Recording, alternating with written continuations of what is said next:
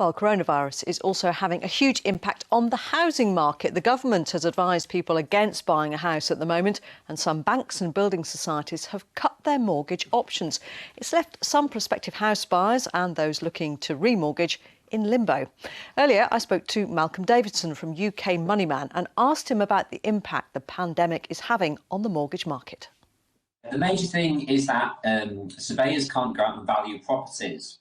And if banks don't know what the value of the property is that they're lending a mortgage against, then they can't very well lend on it. So lenders are still doing business, but at much lower loan to values. And the reason that they can do that is that if a customer puts down a higher deposit, they can rely on what they call desktop valuations or automated models, where they can rely on the data in the local area to validate what those houses are actually worth. So that the main thing is that lenders have moved away from the 95 and 90% mortgages down to much lower loan to values. Some are at 75% and others as low as 60%.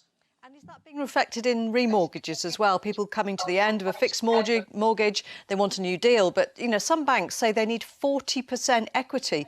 Most people just don't have that.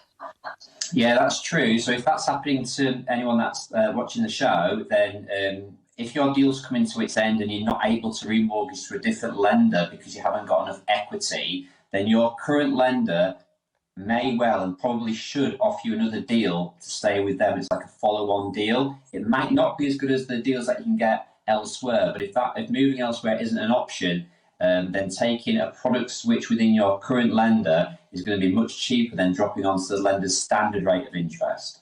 And what about buying a house, Malcolm? Is it too late to back out? I mean, are banks honouring mortgage offers? So far they are. Michael Gove has essentially said to people, don't buy a house unless you have to, or unless you've already exchanged contracts. In fact, banks have been quite good in this regard, and they're extending some mortgage offers from the typical period of 6 months out to 9 months. And we've heard quite a lot about mortgage holidays. Just explain how they work.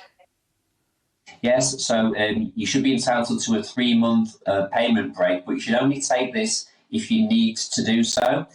So if you're still working and your finances are coming through, then you might need that payment break later on down the line. The key thing about the payment holiday is that it's not just a case of you cancelling your direct debits. You must contact your lender for them to grant permission to do it. So they should say yes, there should be no arguments about it.